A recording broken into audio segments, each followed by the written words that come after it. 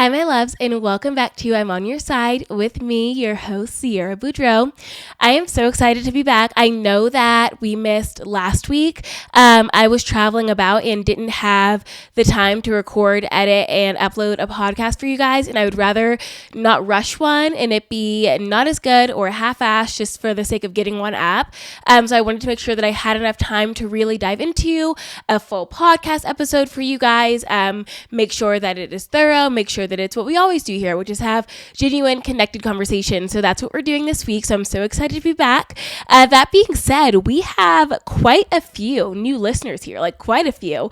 One of my podcast episodes, maybe all this is a party. So 3 weeks ago at this point, just for some reason got a lot of listens and it was pushed out. And so we have a lot of new listeners and I'm really excited to have you guys here. I hope that you guys enjoyed last week's episode, or I guess 2 weeks ago at this point. And maybe you went back and listened to some older episodes to get an idea of what we do here, the kinds of conversations we have here.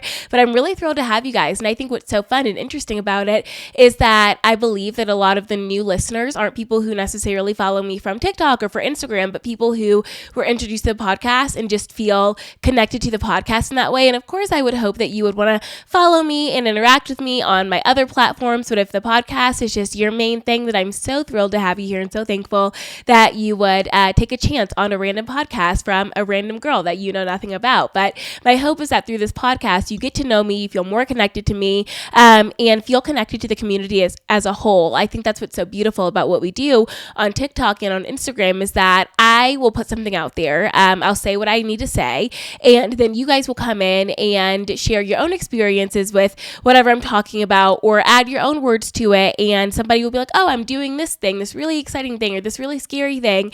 And you guys will rally around each other and support each other, which is why I think that I do love the other platforms, Instagram, TikTok, even YouTube, I think has some of that community aspect, just because you guys are not only interacting with me, but interacting with each other in a really special way. And I think that is a key part of community building. I think that the podcast is really special for getting to sit down and connect with me and hear my thoughts, but it's not as interactive, unless you guys reply to the question at the end of the episode, which is often like, how do you feel about the episode? And I do read those, and I'm really appreciative for you guys leaving those comments and leaving your ratings and reviews and everything. It means so much to me. So anyways, I am so thankful to have all of you listeners, new and old, back for another episode. But before we get into the nitty gritty of it, I want to do our typical, where am I going? What am I doing? What am I watching? All of that kind of stuff. So last week, like I told you guys, I didn't have the time to sit down and record a podcast because the first half of the week was really busy with just like some other work stuff that I had to do. And then I left for Charleston on Wednesday. So I was in Charleston Wednesday through Friday, and it was so special. It was for Clara's event with the Defined Dish and Lalo, not Lola, sorry, Lalo, their tequila brand. And if you haven't heard of the Defined Dish, it's a cookbook or a series of cookbooks by Alex Snodgrass, and I have a copy of the cookbook now, and it's incredible and actually attainable, because you know how some cookbooks are like, oh, you need 15 of these very rare ingredients and things that you're going to use a tablespoon of and never use again. So it kind of discourages you from getting the cookbook or even making the recipes in the cookbook once you have it, because not everyone just like has unlimited funds to get unlimited ingredients that they're never going to use again. And it's just kind of unreasonable. And I understand why people wouldn't want to do that. But I was looking in the cookbook that I have dinner tonight, and the recipes are really cohesive. So if you use an ingredient in one recipe, you're likely going to use it again in another recipe. So if you're cooking your way through the cookbook, you don't have to buy a bunch of random things. The things kind of tie in together, and the recipes look so good. I haven't made one yet, but they look delicious. But that event in Charleston was at this beautiful house, and it was so much fun. There was an open bar, and the tequila Lalo was actually delicious. This is not sponsored in any way. They're not paying me to give my opinion. But it was delicious. You know how sometimes you taste tequila and they're like, oh, it has notes of X, Y, and Z, and you drink it and you're like, no, that just burns like fuck. There's no notes of anything. Well, they were telling us there's notes of agave and some other things. And when I was drinking it, we took a shot of it, as well as had mixed drinks, but in the shot, you could really taste it. It tastes very agave forward. I mean, oh my God, you guys, it was delicious. And I like tequila. I prefer tequila over vodka, but usually with tequilas, you just kind of drink it just because whatever, and it mixes well with other stuff like ranch waters or margaritas. But this tequila is something that I would just actually sip on in a ranch water and not kind of cringe every time I'm taking a sip of it. So if you're looking for a new tequila on the market, I think it's a similar price around like Esplanade and Casamigos and those kinds of brands. I think it's around like $45, and it really is very good. So if you're looking for a new tequila for the summer, I highly suggest that one. So Alex and I were in Charleston for a couple of days. We ate really good food. Barbecue is our thing. Alex and I love to find different barbecue places, and Denver just is not the hot spot for barbecue, unfortunately. The South really is where it's at. So we went to this place and waited in line for an hour, and oh my God, y'all. So I started taking new meds. I started taking Adderall along with my Wellbutrin, and the thing about like taking Adderall is you really shouldn't be drinking on it. I mean, I'm not going to tell you what to do, but your doctor probably already did, and you really shouldn't be drinking on it. And so I had taken my Adderall in the morning. This was the day that we flew in. I took my Adderall in the morning. And so by the time dinner came around, I was like, oh, I'll be fine to drink. Like, I'm just going to have one. No big deal. So we see that the line is pretty long. And so there's a bar. We can like order at the bar and then wait in line. So I go get a margarita at the bar. First of all, this margarita was so fucking strong. It really was a very, very strong margarita. So I'm like sipping it very casually. And then we get to where we think is the front of line. And that's only halfway. So we still have, and that was 30 minutes. So we still have another 30 minutes ahead of us, and we get to the halfway point. I'm like, I'm feeling kind of crazy. And usually I don't get drunk at all or tipsy at all off of one drink. And I was like, oh, I'm feeling a little bit woozy here. I don't know about this. And so I kept drinking it, and very slowly, and it was kind of getting watered down because the ice was melting and everything. By the time we got to the front of the line, I was drunk off of one singular margarita. And so we get up to the line and we order, and then he's like, would you like a sample? And I was like, oh, absolutely. And as soon as I put a piece of brisket in my mouth, I was like, oh, I'm alive. I'm revived. I'm actually going to make it. I'm going to be okay. But it was a little bit touch and go for a minute there because I hadn't eaten enough that day. Because I had taken my Adderall in the morning and we were flying, and then we, got back to the hotel, put our stuff down, showered, went out. Like, it was a very, very quick turnaround. So I just hadn't eaten enough. I hadn't had enough water on top of taking my meds. It just was kind of a recipe for disaster. But once we sat down, I got some water in my system. I got some food in my system. I felt great. But that's what I get for thinking that I could drink on Adderall. And I'm sure some people have like fine experiences with it. I think everybody is different. But that was a good lesson to learn though, because the next day was Claire's event. And like I said, it was an open bar and everything. So I just knew like, okay, I shouldn't take my Adderall at all today. Not that I even needed it. Just because it was a weekend. I wasn't like doing any work. There wasn't anything that I really needed to focus on other than just having a good time with my friends.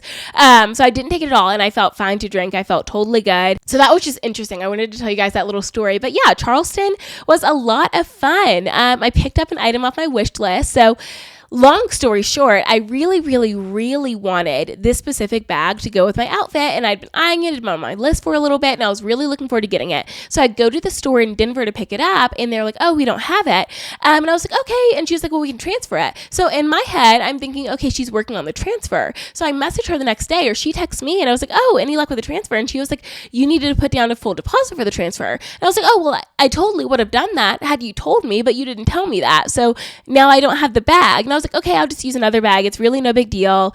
Whatever. I'll get it another time. And so I go to Charleston, and we're on King Street, and that's just like a, street of a bunch of shops and everything, and a really cute street. And I enjoyed walking up and down there, but there was this store that I wanted this bag from. And so I went in there, and I was like, any chance at all you have the Jackie in stock? And she was like, let me look. She came back and she's like, we got literally one in stock yesterday, and it's here. It was the color that I wanted, the hardware that I wanted. It was everything that I wanted. And so I got to pick up the Jackie, and I'm really thankful for that because it's a really cute bag, and it's like everyday bag that I, don't have to worry too much about. Like, does it go with my outfits? Because it's just the white leather.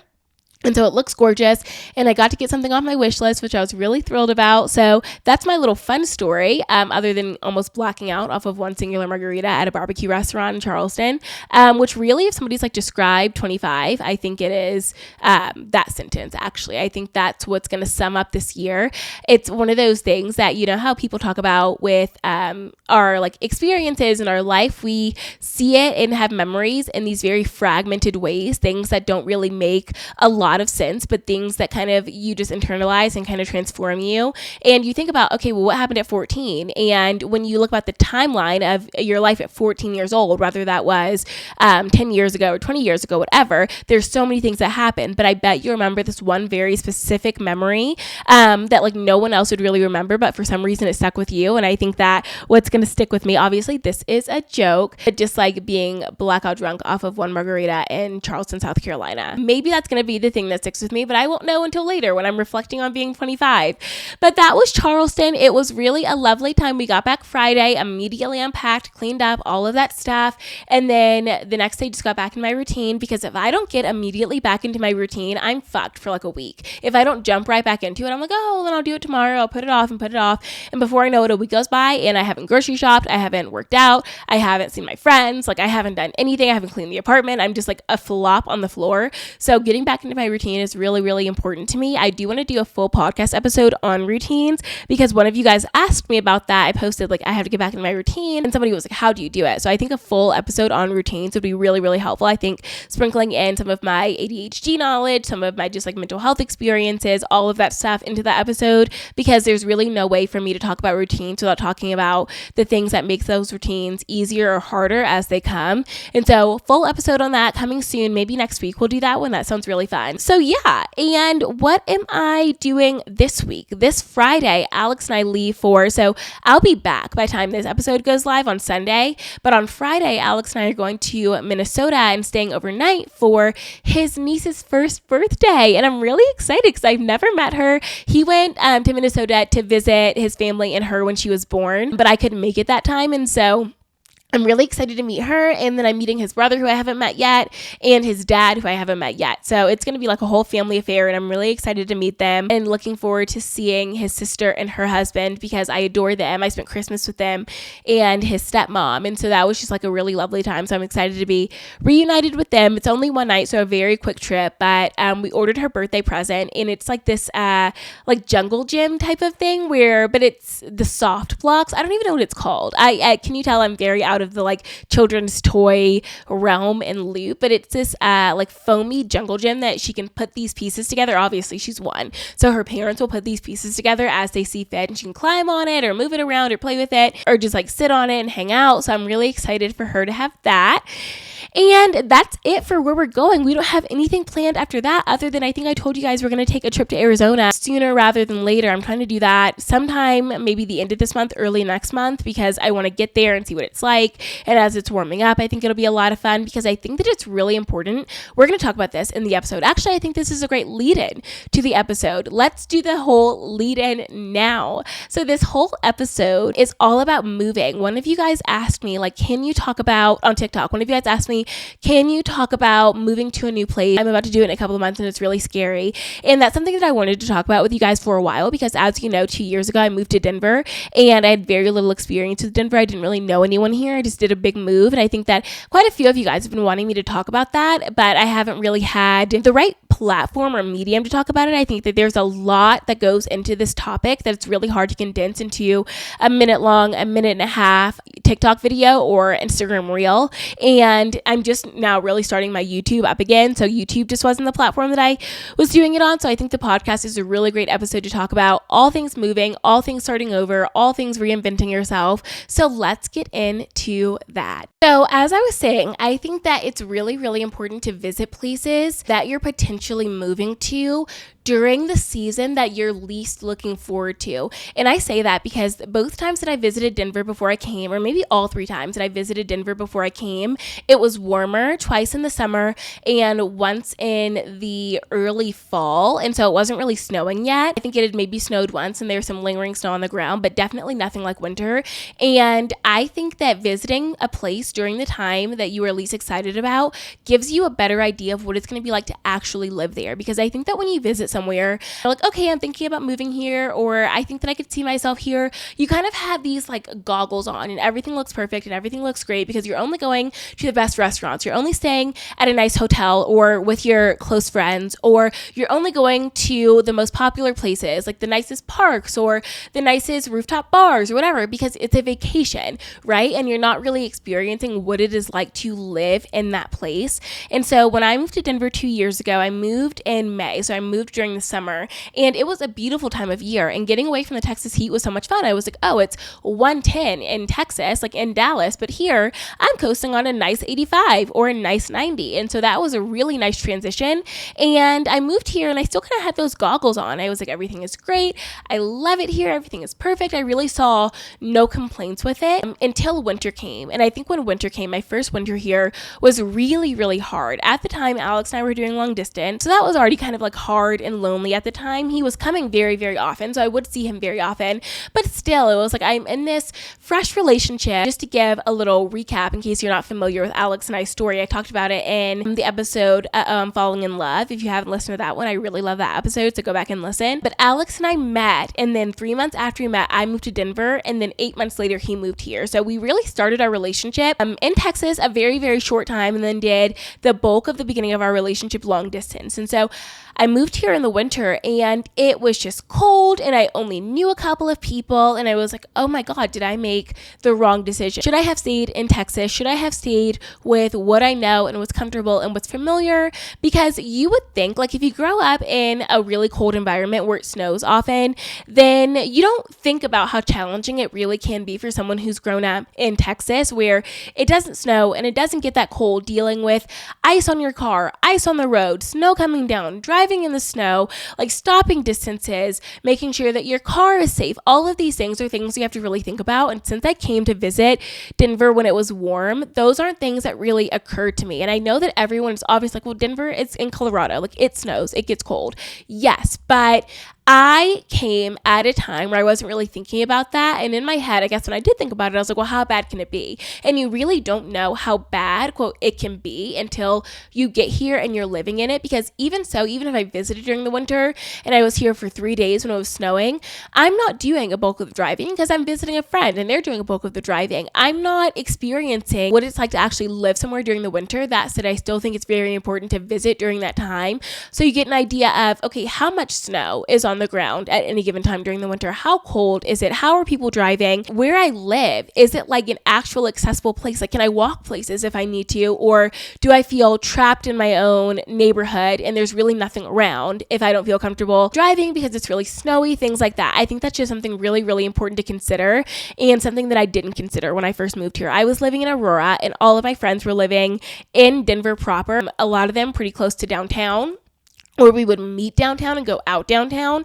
And so I was just kind of far away. And so I would have to Uber often, and Ubers were expensive. And even like when it snowed a lot or it was really cold, when I had to go run errands and stuff, I always had to drive. I wasn't walkable to anywhere that I needed around me. So that was a little tough. But all that to say, wrapped up in a bow, I think that it's really important to visit a place that you're considering moving during the season that you are least excited about. I want to do a little reverse into why I even decided to move anywhere in the first place. I think that when you're deciding to move, it's a really big decision, especially if you've only really stayed in a place that you grew up in, or even in the state that you grew up in. So I grew up in Houston, but I went to college in Dallas, so not very far from each other. Still in Texas. I mean, I'd lived other places in my early youth, but I wouldn't say that I grew up there. I would say that I grew up in Houston. I was born in Maryland, lived in California for a couple of years, but I moved to Texas when I was 9. And so most of my upbringing was in Texas, and that's just what I knew. That's what I was comfortable with. I was raised very much in the suburbs, and so I really only knew the suburbs. Of course, we would go to Galveston for beach days, or we would go to Houston for concerts and things like that, but like for the most part, my experience living was in the suburbs. And when I moved to Dallas for school, I went to school in Denton. So I say Dallas because more people know Dallas and Denton, but I went to UNT for college, and college in a way makes you feel more accustomed to walkability and very close-knit community, because everything is so easy for you. It's kind of laid out. You have a student union. You often have a doctor's office on campus. You have like different places you can eat. You have a bar street that's usually pretty close to campus. All of your friends live in the same place. If they don't live on campus, they live a couple of miles off campus. Everything is organized to be its own little town, like its own little city, or at least it was in my college experience. And I really appreciated that. I loved that closeness and that community that I felt. It felt really familiar and really homey and really comfortable.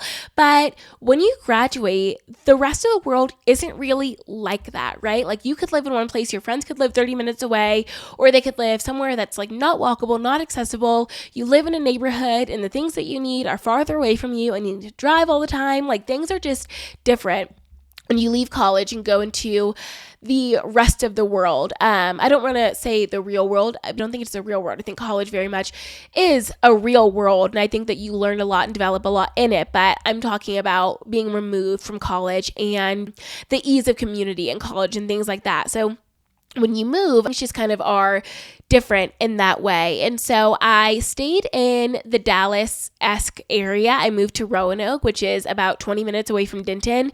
And I was living there because I was working at Fidelity Investments, and I was working remote though because COVID. And at the time I was convinced that we were going to go back into the office, but we ended up, or at least the time that I was working there, never going back into the office. So I really could have lived literally anywhere. And going back, like I probably would have chosen to live somewhere more lively and more fun. I do think that the things that I was looking for and the things that I would describe as fun were very different. When I had just graduated college, I was in a very serious relationship, an unhealthy relationship, and I just wasn't in the mindset of like, I want to go out, I want to meet people, whatever it may be. A lot of my friends who I graduated with stayed in that area, so very close to me, obviously driving distance, but like close enough to where I could see them if I wanted to hang out.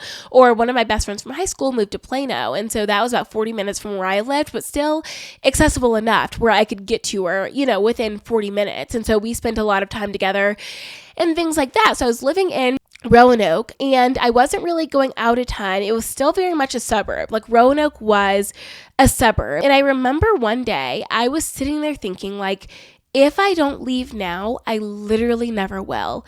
If I don't make a change now, I truly never will.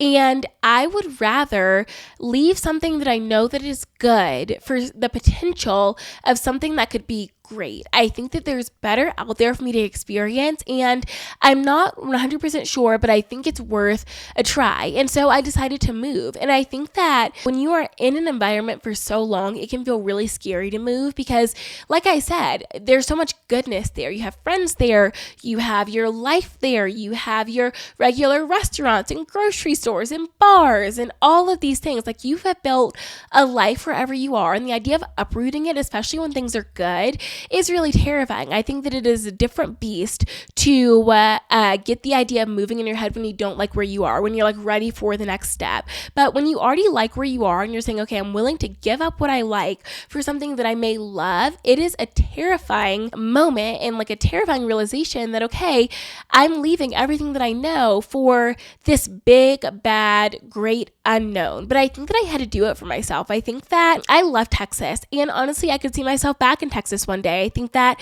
it was a wonderful place to grow up. I think that it'd be a great place to raise children. I have people there, like community there that I could raise my children with. I would love to buy a house. And I think buying a house is a million times more accessible in a suburb in Texas than it is in Denver, like in the city or in the suburbs. I think that real estate here is just mega expensive. And so there's things about Texas that I absolutely love, but I was like, I'm so young and I have so much potential and so much life to live.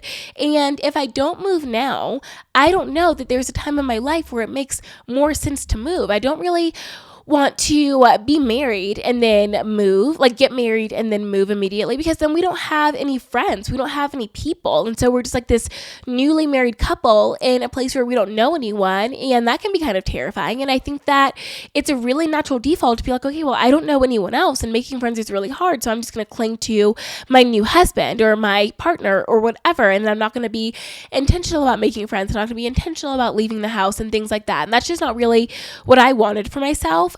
And that's why I think when I moved to Denver and Alex and I were doing long distance, ended up being something incredible for me because I got to make my own friends, start my own life, land on my own 2 feet without relying too much on this partner, this other person, because now I have my life in Denver and Alex and I share a life in Denver, and we have, obviously when we go out with my friends or we go out with his friends, like we have communities here, but we are also individuals here, which I think is really, really important if you're considering moving with a partner.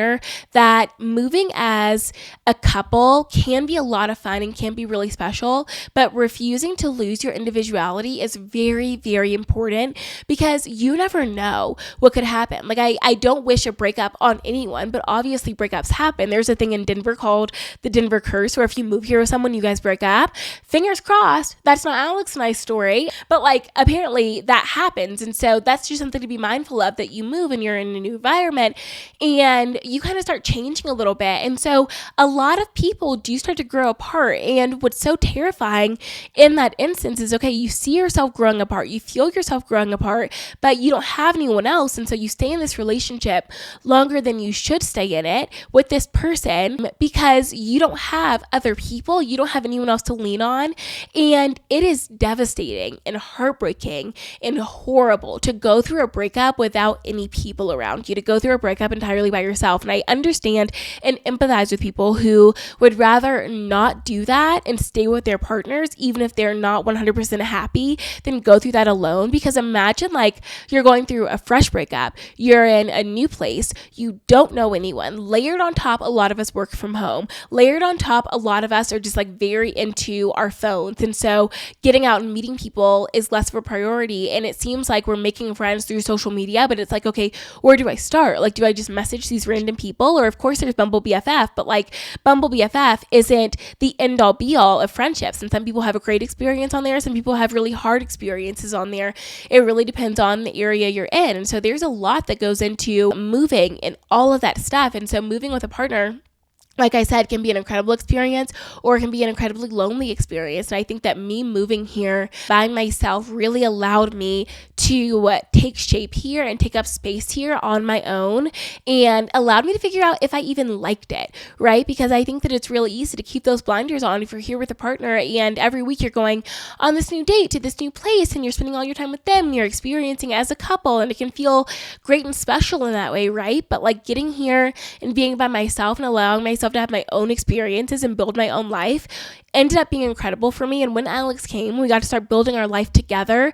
That was a new step and a lot of fun in that way, but I never felt like I was relying on him. And Alex he doesn't work from home. He works, like out with people. And so he was able to make friends in that way and explore Denver on his own and create his own life here. I think that we are both people who very, very much cling to our individuality in our relationship and by ourselves. I think that remaining who we are and having our own space to do things and grow and explore is very important to both of us, which I really do appreciate. And so him moving here wasn't this scary thing for him. I think he was like eager to make friends and make this city his own in the same way that I did. If you're thinking wherever you are, like if I don't leave now, I never will, listen to that feeling, because you can always move back. You can always move somewhere new. But if you don't go anywhere and then you look back, like you can't change history, right? You can't change what happened. So if 10 years down the line, you're like, oh my God, I wish I just made that move. I wish I was brave enough, and I wish I was prepared, and I wish I was ready, and I wish I put in that extra time and energy and effort to just like make that move happen. You are going to live with this regret and this resentment for yourself. And I fully believe that we all end up where we're supposed to be. And if you don't move, then you weren't meant to move. I think that everything you're meant to do is going to happen one way or the other. And it's also never too late. If you're like, okay, I wish I moved in my early 20s and now you're in your mid 30s, it's never too late. Like you can make that change if you want to, but I understand that it is harder to make that change when you have a spouse, when you have kids, when you have pets, when you have built community there, when you have family there. Like I understand that it can be harder the later in life that you get. Not that it is ever too late, but there are different factors that you have to weigh into your decision to move. So if you're thinking right now, okay, I don't have anything holding me to this place, I don't have anything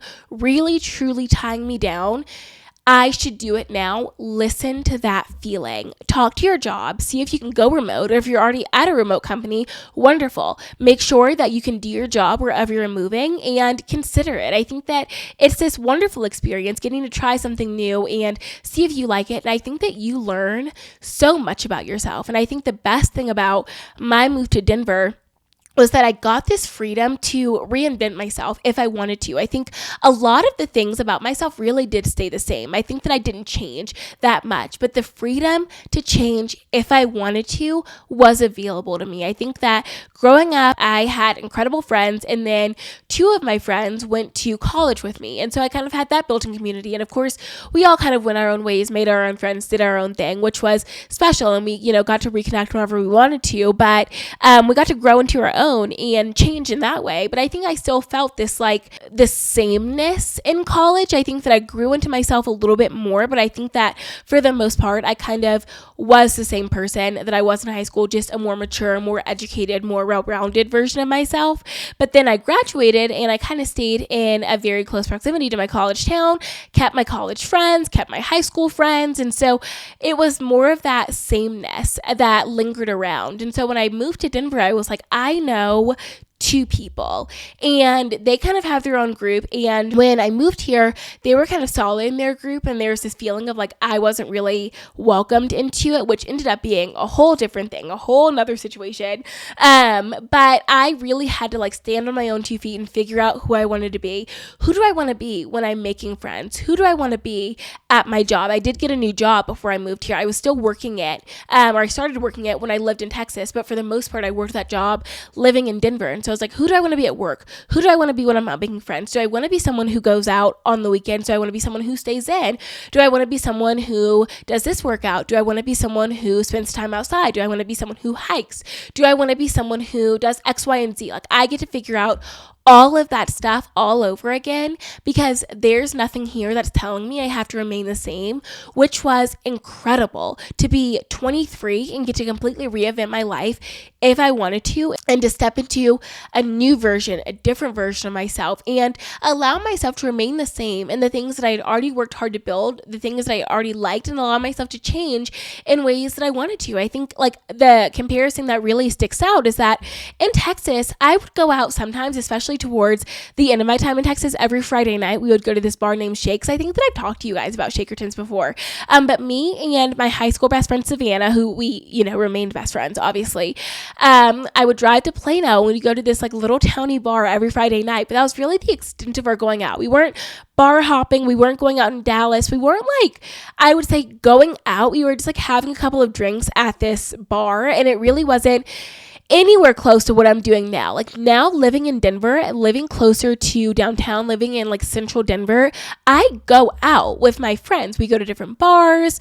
We're pretty active in the going out scene. We have friends that we go out with, all of that kind of stuff. It's a very, very different experience. And that's something that I got to decide for myself when I moved here. I wanted to be a person who goes out. And so I started going out, and I made incredible friends that way. I think that there's this narrative that you can't make real friends by going out, but I think that you absolutely can. I think that if you remain yourself in those situations and they remain themselves in that situation, the friends that I go out with are the same friends that I go to the park with, the same friends that I have dinner with, the same friends that I confide in.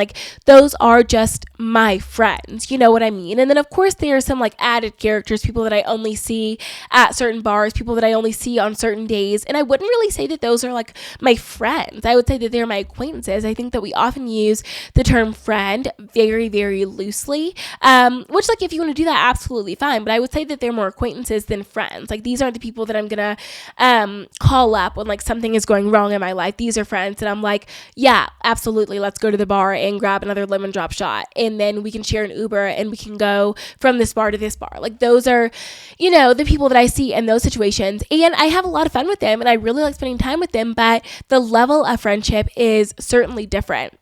Another example is like when I moved here, I started hiking a lot. When I lived in Texas, if somebody was like, you want to go on a hike? I would be absolutely the fuck not. Like, what are you talking about? I'm not going on a hike. First of all, it is too damn hot to go on a hike. Second of all, there's nowhere to hike in Dallas. Like, it just wasn't something that I was interested in doing. And when I moved to Denver, there's this saying that goes around that people tell people when they first move here. It's like, don't let the mountains become wallpaper. So like get into the mountains. And I really took that to heart. And so I started hiking with a friend. We would go every Sunday morning. We did various hikes, some shorter, some longer, some harder, some easier, but the views were so much fun and the conversation we had was great. And I really, really enjoyed getting to do that. And that's a change that I decided to make when I moved here. And you can also change, like, if you are interested in dating. I obviously wasn't dating when I moved here because I moved having a boyfriend, but the kinds of men or women or just people that you want to go after can change. The things that you're interested in can change. And I also think that it is really important moving into the next topic, wherever you move, to consider what that general scene is like, right? So like, what's the dating scene like? What's the friendship scene like? What's the work scene like? All things like that, and decide what's important to you and what's not so important to you. Dating in Denver is atrocious. It is hard. People move here and they're single for 2 years, 3 years, 4 years. Like, people move here and are single for a very, very long time. It is quite easy to hook up here. It is quite hard to find a relationship here. And these are the experiences that I've heard from my friends and things like that like dating here is just quite hard. Even if you look online, like, there are tons of people saying dating here is hard. And like, the term menver gets floated around a lot. And yes, there are a lot of men here. There's a lot of options, but a lot of the options aren't great. Like, what's the saying? The odds are good, but the goods are odd. So like, you'll find someone, but them being good is, quite the odd occurrence. And so thinking about that, like, is this somewhere that I want to move and then I have the intention or the desire really to get married in the next 2 years, or to get engaged in the next year, or to get into a relationship pretty quickly? Because if that's something that's really important to you, Denver is probably not the place that you want to move. And I think that these are things we really want to consider, because moves are expensive and moves are emotionally, financially taxing. Like, moves are big deals, especially if you're doing a big move, say from like Texas to Denver or from California to New York, whatever it may be. Like, if you're doing a big move, these things do add up very, very quickly. And so it's really important to consider that where you're moving is a place where you could be happy. And the same thing counts for like friendships. Is this a place where making friends is easier? People say notoriously New York City is really, really tough to make friends. There are so many people, but it seems like everybody has their people already. And so New York is a really lonely place at first if you don't know anyone there. But also, the odds that you know someone that you've interacted with, grew up with, were friends with previously, lives in New York is actually quite high. Like, a lot of people that I knew in high school, even some people that I knew in college, and obviously a lot of my influencer friends, like, live in New York. And so loneliness isn't really this thing that I'd be scared of in New York, but I know that a lot of people are, just because it's such a big city. And of course, there's the odds that like you meet up with someone that you knew in second grade and then you guys just like, don't mesh, or you guys are friends but they don't introduce you to their friend group or whatever it may be. And so you have to consider, like, is it easier to make friends here, or is it harder? Like, am I going to feel really lonely and really isolated? I would say that like making friends and dating, both of those things in the South, was a lot easier. I think that dating in the South, especially in Dallas, I can't speak for the entire South obviously, and I didn't really date in Houston, but like dating in Dallas was quite easy for me. I think that there were a lot of good options out there, and I just decided like this little thing doesn't work for me, or this big thing doesn't work for me, or there's different situations that didn't work out, but like I went on quite a few dates with quite a few good men, and then I picked one that I really liked and that liked me, and then the rest was history. But I think that those are things that you have to consider, like, because being in a relationship is important to me. I really do like being in a relationship. I would say that for a long time I was kind of a serial monogamist. I think that I did tone that down. I think that I dated in Dallas for, what was it, a year and a half between my last relationship and then when I met Alex. And so I was dating around very casually casually for a little bit there, and then I was dating more seriously towards the end. And once I set the intention of dating seriously is when I got into a serious relationship. So all that to say, dating in Dallas was vastly different than what I hear dating in Denver can be like, and making friends in Dallas was also, it seems, easier than in Denver. I think that I've gone through, this is my third friend group that I'm on right now. Like my favorite group of friends that I've had, I was telling Alex this is my favorite group of friends, and like my group of friends that I feel most myself with that I've had in a very, very long time. I would say like since college. And so I feel really connected to them. I'm really lucky to find them. But I took the scenic route to get there. Like they didn't just fall into my lap. I had to go through some trial and error. And so in Dallas, once I was looking to make friends, I just very easily made friends. I signed up for Spin Studio, and then I met my closest friends there, and it seemed like everybody was just open to meeting everyone and being around everyone. And so that was really easy for me. I'm not saying everyone has that same experience, but I do think that where you move really has certain factors that make it easier or harder to find connection wherever you are. And then lastly, like the job force, right? Is your job field prominent in that area? Is it easier to get a job? Is it harder to get a job? Like New York is a hub for advertising. So if I were to move to New York, getting a job in advertising, getting a job in ad tech would be, I'm sure, substantially easier than for me to do that in a place like Iowa. You know what I mean? Of course, if you're working remote or looking for a remote job, then it doesn't really matter. As companies progress to more remote roles and things like that, then it is substantially easier. But the job market right now is absolutely cooked from what I've heard. So that's a whole different situation that I am not qualified to talk about at this time because I'm not looking for a job right now. But hearing people and like seeing these things online about people looking for jobs right now is really hard. And so don't make it harder on yourself by moving to a place where your job isn't really found there, or it's not easy to get hired there. And so these are big things that you have to consider. I think that gone are the days when we can like throw a dart at the map and be like, I'm just going to go there. I think that there's a lot of different factors that play into when you move. And what's so devastating is when you move to a place and you didn't think about any of these things, didn't consider any of these big life things that come up, and you're like, oh shit, well now I'm here and I hate it. And like, am I going to spend another $5,000 to break my lease, to hire movers, to pick somewhere new, to start over? Or am I going to grin and bear it and just like hope it gets better? So am I going to spend time being unhappy and knowing I'm unhappy? Or am I going to spend the money to try to get happy? Like there's just a lot that goes into it. And I think that these are really, really big things to consider. When you get to the, okay, I'm moving part of it, you have to really think about how much of your stuff you need to bring with you and how much you're willing to part with. Right? Because if you're like, okay, I'm going to move all of my stuff because I don't want to have to go through the hassle and the expense of buying new furniture. Sure. But the expense comes in moving a couch, moving a bed, moving a this, moving a that. Like you have to consider how much money it's going to cost and if it's worth it to pay the square footage to move that, or if it's worth it to sell it and then buy another one when you get there. That's another thing to consider. When I first moved to Texas, to Denver, I moved 99% of my stuff. I really didn't go through and decide what was essential and what wasn't essential. I just decided all of my stuff was essential and I couldn't dare part with any of it. And my God, I wish I did that differently. I really do, because my style changed and my taste changed. Like I moved with a bed, and then within a year I bought a new bed. And so I wish that I just, sold my old one and then got a new one when I moved here. I moved with a couch, which honestly I kept that couch for a year and a half. So I don't regret moving with that couch. Also, that couch was one of my first big adult expenses. It was the most money I think I'd ever spent on anything. I wasn't willing or ready to part with that. And so I did for sure put that couch in a moving van. Okay. I moved with my bar stools. That's something very silly. Like I definitely could have just bought new bar stools when I moved here. Things like that I moved with, that the expense wasn't really worth the cost that it, took to actually get it here.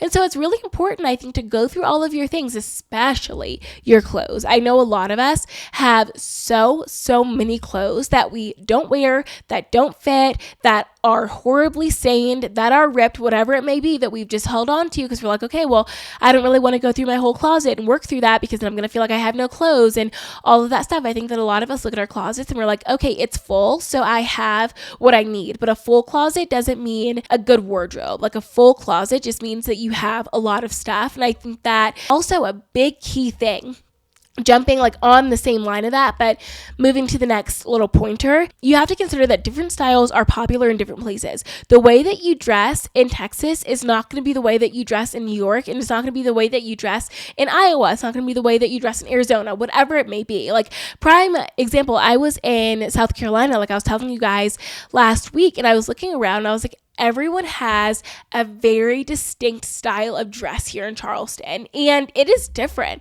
than how we dress in Denver. I think that Denver, I don't love Denver's fashion scene. I think that for the most part, the way that people dress here is like very suburban and very tame, which like isn't really a bad thing. I think if that's how you like to dress, absolutely totally love that. But just things that like I consider in style or fashionable aren't really being seen here in Denver. And like also in Texas, I would make this joke a lot with all of my friends. It's like, okay, this is really cute, but where the hell would I wear that?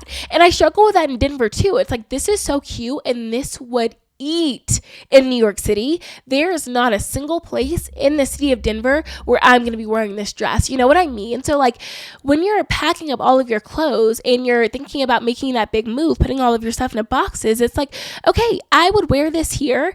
Am I going to wear that there? And I think that a really easy way to like get a sense of the style wherever you're going to move is one, visit in different seasons. Like I mentioned earlier, but this is a different reason to visit in different seasons. How are people dressing in the winter? How are people dressing in the summer? Things like that. Like maybe where you lived, athleisure was really, really popular and everybody was just wearing athleisure all the time. And then maybe where you move, no one's really wearing athleisure ever. And so there's really no need to bring 50 pairs of leggings that you're not going to go through, especially the ones that don't fit, that are stretched out, that are completely faded. Like give those away, donate those, do whatever you need to do with those, but you don't need to bring them with you just for the sake of having them. So considering where you're moving and what that style looks like is really important. I think you can look on Pinterest, like hashtag Denver fashion, hashtag New York fashion, hashtag Boston fashion, whatever it may be, or like look on, TikTok, look on Instagram, wherever you get your style inspo, look there and just type in X city fashion, and then you get an idea of what people are wearing there, following creators who already live there, see how they're dressing, see what they're wearing. All of this stuff gives you good insight into what the situation is when you're moving there, and gives you good insight on like what you should bring with you and what you should give away. Obviously, you should wear what you feel comfortable in, what you feel good in, but I hate feeling poorly dressed for an environment, for a situation, for an occasion. I love feeling perfectly dressed. For reference, I was in South Carolina for Claire's event, and I felt like the dress I wore was perfect for Charleston, for the event, for the crowd that I was in. Like I felt so great, and just feeling properly dressed for the situation you're in is really, really important to some people. It's really important to me, and I'm sure it's important to some of you guys too. And so just consider that when you're, thinking about like, what am I going to wear? What am I going to pack? All of that stuff. Some of the stuff that you have can probably go. Also, like if you're moving from a cold climate to a super hot climate, you don't need all of your coats. Those coats can get donated. Of course, bring one or two for when you go vacation places or visit places that are colder, but like you don't need 5 different long coats if you're moving to Arizona, my love. Those can stay where they are. Just like things like that to consider. Like snow boots, you don't need snow boots in warm climates, right? But if you're moving from Texas to somewhere that's cold, like to Denver, maybe you would want to invest in a pair of snow boots. That said, buy them when you get here. You don't need to pack them and move with them. Also, when you move, I think that something to consider is that you don't need to furnish the new place immediately. Leave room for your taste to change, for you to move things around. Like empty space is not the enemy, right? Because I guarantee over time you're going to find the way to fill it, but nothing is more inconvenient. Obviously, things are more inconvenient, but like this is a big inconvenience to have filled a space, and then you're like, okay, 6 months later, I hate the way that looks. I think that looks cramped. That's not my taste anymore. That's not my style. And then you have to donate donate it, sell it, get rid of it in some way, and then get a new thing in there. And that's like a hassle. Instead of rushing to fill a space with whatever's accessible and whatever's easy, give yourself time to grow into the space. My apartment, I just re-signed the second lease. So Alex and I are staying here for another year. Our apartment looks so different now than when I first moved here. Granted, when I moved into this apartment, I moved in by myself. Alex and I didn't live together yet. I want to say he moved in 6 or 7 months after I moved into this apartment, something like that. And so when I first moved in here, it looked very different, and I gave myself the room to explore and like fill space differently as I wanted to, as I needed to. And now I love the way this apartment looks. But there are some things that I like rushed to fill a space and then I had to get rid of because it didn't fit. Like for prime example, you guys can't see over here, but right now there's a futon there because it came with the couch that I bought, but there's no room out there. So now it's in here, and I think it looks cute in here. It's perfectly fine. But before that, I had this huge rolled market chair that I saw on Facebook Marketplace, and I was like, oh, that's cute, and that goes with the theme of the room, whatever it may be. But once all the stuff was actually moved in here, it looked incredibly cramped, and I wished that I didn't have it. So I like grin and bared it for a little bit, and then eventually I was like, this has got to go. So I resold it on Facebook Marketplace, but I resold it for less than I bought it for. So I lost money, and I never sat in the chair. It literally just sat over there, and it didn't even get its own room to flourish and shine and look good in the room because it was so closely cramped to the daybed, right? So like, consider all of those things when you're trying to furnish a place and rush to fill a space, that like some things don't need to be completed right off the bat.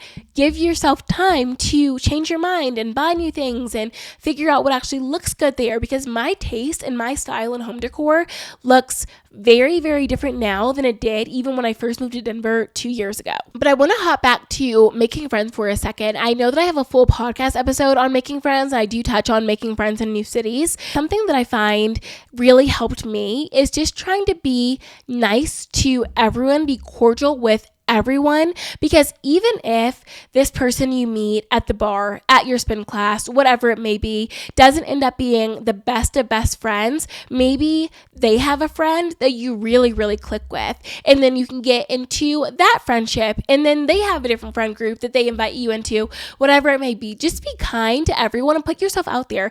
I know putting yourself out there is hard work, and it is stressful, and it is scary because you can be rejected. But honestly, the worst they'll do is just like not text you back or not make plans with you. And that's really not even a very big deal. You know what I mean? Like in the grand scheme of things, it's not really a big deal if someone you met once doesn't text you back when you say, let's get drinks. Like, okay, on to the next. And that's why it's so important to just like put yourself out there in multiple different ways with multiple different people in multiple different social situations, because there's some people, like I was saying, that like I really only want to go to the bar with. Like, they're not really my friends, they're my acquaintances, or like they're going out friends, if you want to label it that way. And I like them and I like hanging out with them in that setting, but these aren't people I'm going to call on Saturday morning and be like, hey, let's go to spin together. Like, do you want me to pick you up? And things like that. So like making sure that you're putting yourself out there in different social situations so that you have friends who you want to do different things with, because there's some people that you're going to want to sit on the couch with and watch Sex and the City and just order a pizza and chill.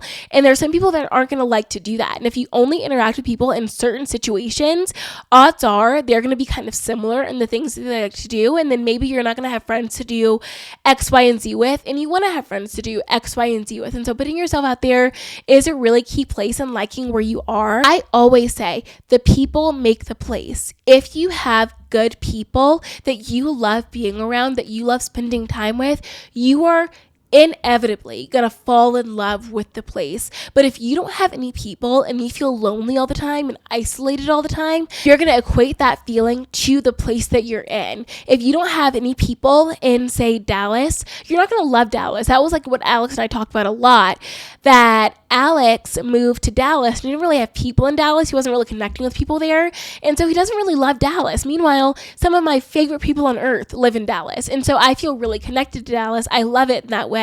So it really depends on where you find people, and going out of your way to meet people, connect with people, will really make the place so much better. And when you move, find your spots, find places that you love to go that make it feel like home for you. Places that aren't connected to other people, because say you're friends with this group of people and they loved going to these 4 spots in town, and these are the only 4 spots in town that you ever go to because you only ever go places with them. You don't go places by yourself.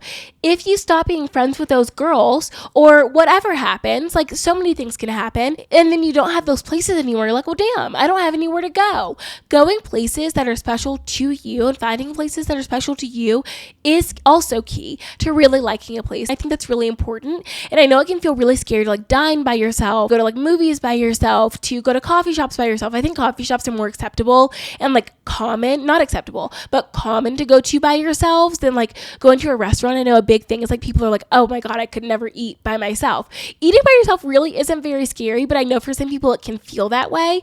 So coffee shops are a great way to like lean into that dynamic and finding a coffee shop that you love to go by yourself that feels good and homey and comfortable to you really helps warm up to a place much, much faster. To finish this episode off, I just want to remind you that you can find happiness, you can find connection, you can find joy, you can find goodness wherever you end up. And wherever you go is where you're meant to be for that time in your life. It can be for 5 weeks, it can be for 5 years, it can be for any amount of time, but you are not going to do something that you're not supposed to do. If you weren't supposed to do it, it wouldn't have happened. That's the way that I like to live my life. And some people believe that differently, but I don't know people. And Denver is a city of transplants. There are so many transplants here. You know, unfortunately for the natives, they really hate that. But like a lot of people in Denver are transplants. And everyone I've talked to is like, I was scared at first. I was lonely at first. I was uncomfortable at first, but I have absolutely no regrets in deciding to do it. It took time to warm up, but I'm so glad I did it. And even people that I met when I lived in Dallas said that same thing. Like, it was a little scary at first, but I'm so glad I did it. You can feel all of these emotions and not necessarily feel regret. Like, it's going to be tough. And I don't want to sugarcoat that. It's going to be tough at first, especially if you're doing it by yourself. But over time, it's going to get easier. And like I said, there are steps that you can take to make sure that you're going to like a place more than if you go to a place that doesn't have the things that you need or the things that you're looking for. But there's no guarantee you're going to go to a place and absolutely fall head over heels in love with it. But there is something to learn no matter where you are. There is something to gain no matter where you are. If only the knowledge that you don't like it and you want something new. And that is really beautiful and really important knowledge to have about yourself. And I think that a big move, if nothing else, proves to yourself that you're willing to do what it takes to find greater, to find more, to find happiness, to find more goodness. Like, that's what it proves to yourself. It says, okay, I know that where I am is fine, or I know that where I am is not where I want to be. And so I'm willing to bet on myself and bet that I can find happiness there, and I'm just going to do it. And then there's sometimes when you move, I didn't even cover this in the episode, but I think that that's kind of a different episode. There's sometimes that you move for a partner, for a job, for things that you can't really control, and you're making this big move and it's really for someone else, but like you're trying to find joy there too. But that goes back to the key point that I said, that you are always going to learn something, you are always going to gain something, if only how you do in that situation and more of what you want. You are always allowed to change your mind. You are always allowed to try something new. While there's expenses to that, financial, emotional, whatever it may be, there are expenses to that. It is worth it to do what you have to do to end up on your own side. So I hope that this episode encouraged you to take that risk and bet on yourself and see if you like it. I hope that if some of you guys are considering it or thinking about it or anxious about it, this provided you with a little piece. And I hope that if some of you are like, okay, what do I need to do to prepare for that checklist that I gave you, figuring out this is a place where you can work, or you can make friends, or you can find love, is really important. And also, like, adding on to that, a place where you can have fun.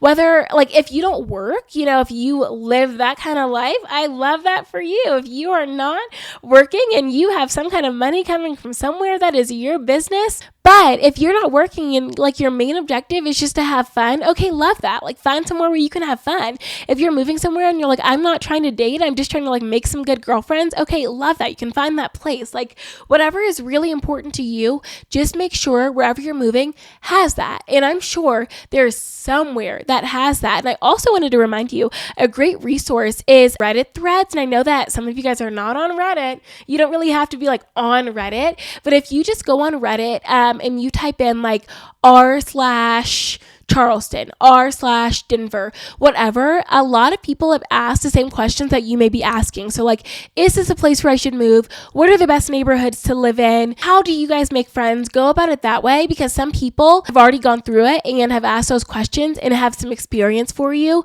which is great just to hear people's experiences, especially when you're considering what neighborhoods to move in. I think that's also a really key factor, like where you move really, really matters within the city. When I first moved here, like I said, I lived in Aurora, didn't love Aurora. Now I live in a different neighborhood in Denver, and I love the neighborhood in Denver that I live in. So it like, going to different places and visiting different neighborhoods is really important. And just because your friend lives in one area doesn't mean you need to live in that area, because the things that your friend is looking for can be different than the things that you're looking for.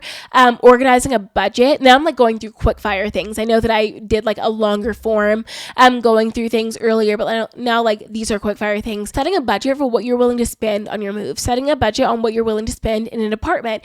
Because sometimes if you don't go in with a budget in mind, you go to an apartment, you start touring houses, apartments, whatever it may be, and you're like, oh, I love this place, I want to live here so bad.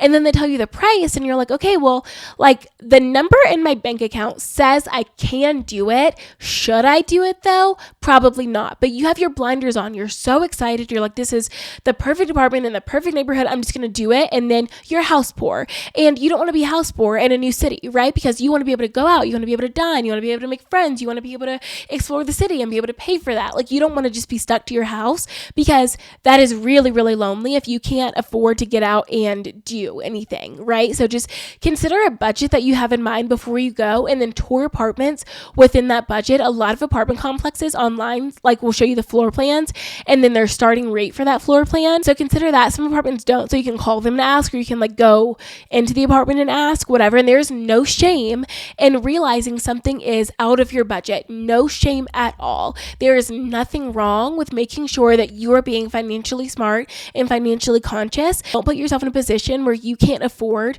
where you live. And there are obviously some cities that have a higher cost of living than others. I pay exponentially more to live in Denver than I did to live in a suburb outside of Dallas, right? But like, it was a trade-off that I was willing to go through. And when I first moved here, I wasn't in the financial position that I'm in now. And so I was able to upgrade as things went along. But like, obviously you don't want to live above your means, and you also have to be very aware of lifestyle creep. Okay, so that is the end of the episode. I think we went through every tip and trick that I have for a big move. I hope that you enjoyed this episode. Like I said, I hope it gives you a little peace or some excitement or just some helpful tips and tricks to consider, whether it's now or down the line. Thank you so much for listening. Thank you so much for tuning in. I love having you guys here. If you want to keep up with me on other platforms, my TikTok is at average SISICC. Some people say sissy, which like I understand phonetically, that would make sense, but it's average CC. And then my Instagram is at Sierra in Photos.